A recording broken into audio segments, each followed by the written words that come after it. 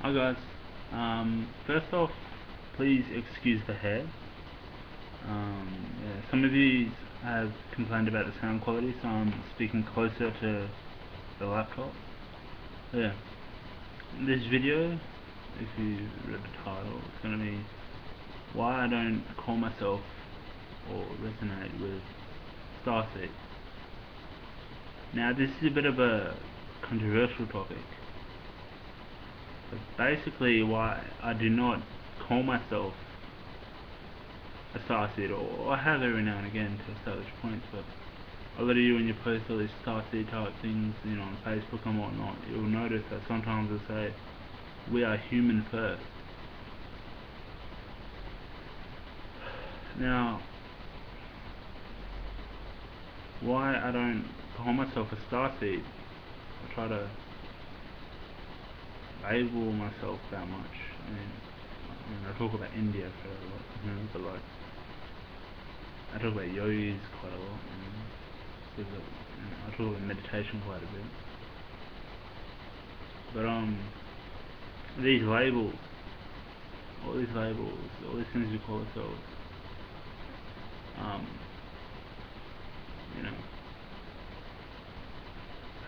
all these terms, all these conditions we put on ourselves, they distract us from the one thing that makes us who we are, and that is our humanity.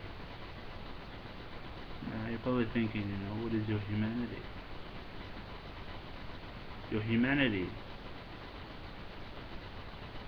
is not love and light and that's the end of it. Your humanity is feeling. It is unconditional love. It doesn't come from just love and light, forget the darkness. It is a balance of love. Well, it is love. It's unconditional love. It's a balance of the light and dark, the good and the bad. Your ego and no ego, whatever you want to call it. I've talked about this in my first few videos. Your humanity, when perfected,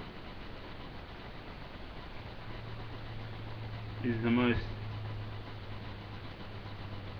powerful thing you can have. A lot of you, neglect, some of you neglect your humanity for the sake of an opinion or an ego, or for a sense of self or whatever, for a sense of entitlement. But when your humanity is perfected, it is what, who are the most compassionate people? They're the enlightened ones. When your humanity is perfected, it is enlightenment. Sorry about the hair, guys. I just had a shower, so it's a bit But yeah, your humanity when perfected is enlightenment. It is perfection itself, in a sense. Or you're dissolving into perfection. What is enlightenment? What is humanity,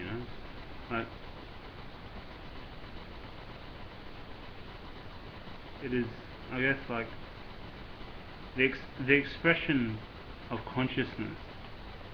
The ultimate expression of consciousness is being human, is feeling, is open up to feeling and all that sort of stuff. That's the ultimate expression, in a sense, and it's going with that feeling, going into extremes of feeling, But consciousness itself is what we know as God, is existence. So when we perfect ourselves, when we get to a point where we totally perfect ourselves, we give ourselves totally to God. We return to source, or we see source in all things as a part of source, that sort of a thing, We see God in all in God, self in all in self, and it gets more and more intimate until you see no separation. I've been there myself,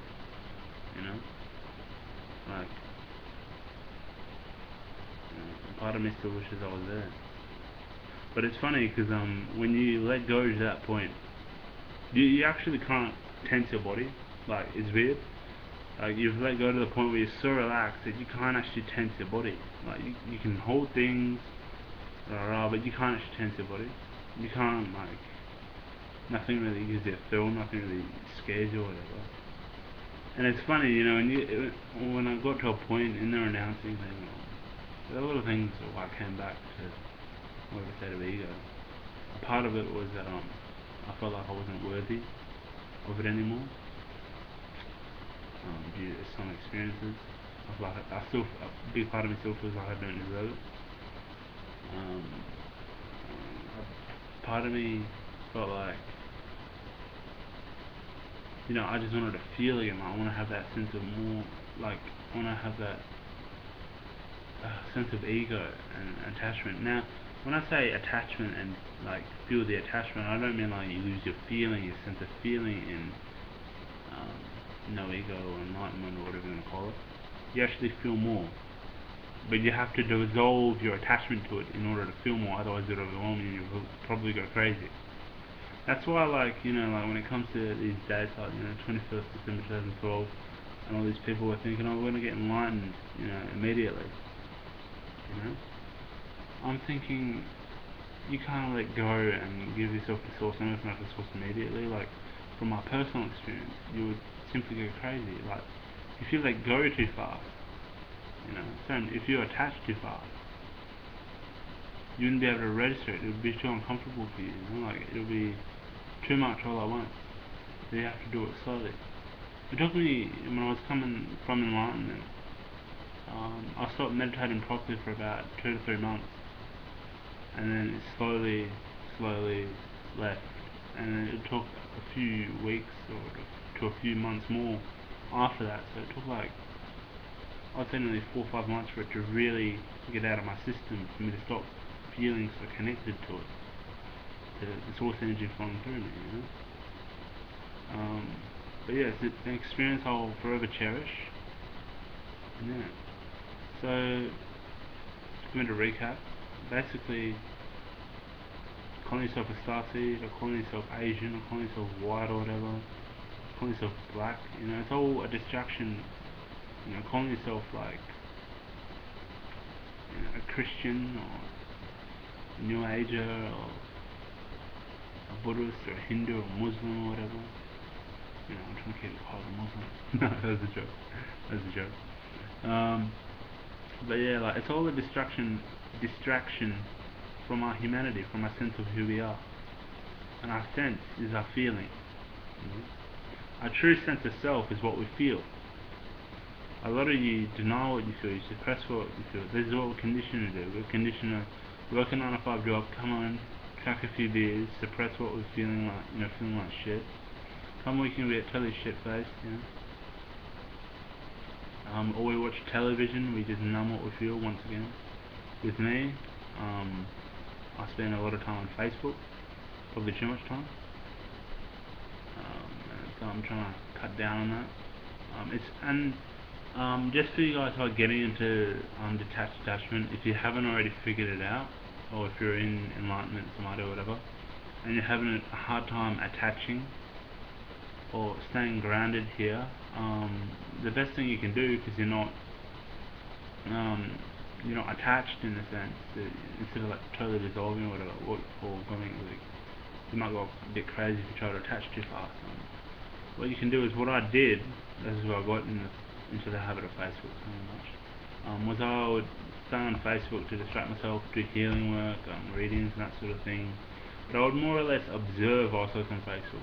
I remember one time, pretty much I was in samadhi, and I was in a deep state of it. And basically I sat in one spot. You know, I was on Facebook, but I wasn't even really aware of being on Facebook, if you get my drift. But I was just aware, just enough to keep me coherent here. Basically, I was in bliss for 9 hours, you know. But if you feel like you're dissolving too fast, or you feel like you can't get a grip on things, odds are if you've gone into that state, you're vegetarian. You could try eating a bit of meat to give the conflict in your body, the conflict to the harmonious state. there's a harmony in your body, so like you pretty much, you know, you're not so harmonious, you're not so, yeah, so you're more grounded. That conflict gives you a sense of grounding, and that's one thing you could do, is eat meat. Another thing you could do is you could drink a little bit of alcohol, or you could, some people smoke a bit of ganja. I'm not really sure on that myself. Try it if you want to. Other people do extreme, have a cigarette. May have a cigarette or something. So basically drugs, meat, and those sort of things, poisons really, can give you a sense of grounding. Another thing you can do is you can use food to ground. You can eat a little bit more, or you can eat a little, maybe eat a bit less. You can do anything, you know, to ground yourself. Another thing people do is they sort of, let me think. Or you could use the Facebook thing, or whatever, or you could interact with people a lot more, force yourself to interact, so you're more focused externally. Basically anything that distracts you from feeling total peace with yourself, total bliss, will basically keep you grounded enough to be here. Which is, I know it sounds retarded, but like, you know, and it's not sound, like, this is probably sounding like, you know, some mental illness to some people, but basically you get to a point where you've perfected your state of being, and you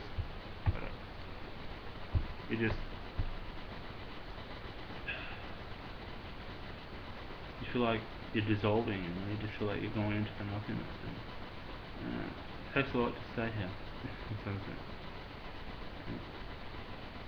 But yeah, just try and distract you from your state of being by bringing in conflict, in a sense. And conflict is anything from attention, you know, engaging with people, or whatever, you know. That's the tips for the people who are in a perfected state of being and want to ground themselves a bit. But if you're in a perfected state of being, you don't even have to watch this. You just pretty much ask your guides what you need, or source, and it will come to you. But yeah, what I did when I was in India, I was on a mainly vegetarian diet. I would eat meat one time once a week, pretty much. That's what I'd do. And I'd stay on Facebook whenever I could, or I'd read books. I started reading books then. It was weird, I never read books, but I read books then. And yeah, because you know, you're in a constant state of meditation. That's what it is. So it's quite trippy. You don't need to meditate as much. Also, guys, when you get into meditation, you know you're doing well at it if, where each day you meditate, you start meditating less and less. Then what happens is you're dependent, like, you don't meditate every day, you start meditating every 2 days, every 3 days, then eventually once a week, then maybe once a fortnight, and maybe never again. You're totally liberated. You know, so meditation is one of those things where you do it more, you depend on it less, if you do it the right way. Yeah, I hope this video turns out well. I've covered quite a bit. But yeah, your humanity when perfected is a state of being which is enlightenment. That's why, yeah. That's why, like, a lot of these beings or whatever, or these people have a lot of interest in distracting us. I mean, your whole life is conditioned to distract you. You're in a state of thought. That's distraction alone. Yeah. You accept those thoughts in meditation. You learn to love them, and they start to subside. You give them no judgment, and they start to subside. And you move into a state of peace, a state of love, unconditional love. Balance of light and dark. Yeah, that's also the reason why I don't really say love and light that much. I'm starting to use it again because I'm starting to see the actual depth behind it. Because when you meditate, when you get into states of samadhi, when you feel source, you move from the blackness where your eyes are, and everything just goes white. And like, it's not necessarily white, but it's like this, all these colours sort of at once, but it's more like a white, but at the same time black. It's like a void type thing, you know. If you guys have ever seen angelic dimensions in your clairvoyance or whatever, it's very similar to that. If not, it's pretty much exactly like that. Like, you can't really tell where you're at. So yeah. So I might start saying another line a bit more because I actually see the depth behind it. Because when you move past the darkness, in a sense, you first go through the darkness and you get into the light. You know, that's where source is, but at the same time, nothingness. You know. Yeah. Alright. But yeah, that's the reason why I don't really say love and light that much, because you know it's more. You know, we've got a thing more unified, but I see where I feel like I'm from that sense as well. So I might try using my light more, but it's a bit iffy. You know. And yeah, sorry if I've dragged this on, but yeah, basically, I don't call myself a starseed because it distracts you from your humanity. Everything that gives you a sense of image, a sense of entitlement or opinion, whatever, distracts you from your humanity, and that is ego. Ego is not being human, it is your interpretation for being human. It is literally, in a sense, it is your denial. Ego is your denial of sense. It is your denial of being human, of being compassionate, of feeling, of love. It is ego. I've dragged this on way too long. I want to keep it about 4 or 5 minutes, but yeah, this is what happened. Much love. Love and light, as I can say. And stay human. And yes, I do resonate with starseed, but like, not with the calling myself a starseed before calling myself a human sort of thing. Like, we are multidimensional, so that's what I believe. I believe in reincarnation. I remember all my past lives so far on the Earth plane. I've a fair bit of memory of them. They've all come to me. And that's another thing. You'll remember your past lives. You get all this weird shit. You'll start astral projection, all these weird, wicked things, and you start being able to manifest instantly, pretty much, when you give yourself to your state of being, to your humanity, to your sense of enlightenment, to your state of being. That's when all these things happen more naturally. And when you're relaxed, when you're free flowing, when you're not tense in ego, when you're one with nature, when you're relaxed. Get that? One with nature, relaxed. Maybe I've said too much. That's a hint as to all you female places as to the thing that I've been keeping secret. One with nature, relaxed. Ego, tense. It's a hint. It's not it. Yeah. Alright, much love. Excuse my weird ass hair. And take care. And I love you. I love myself. I'm trying to love myself. Bye.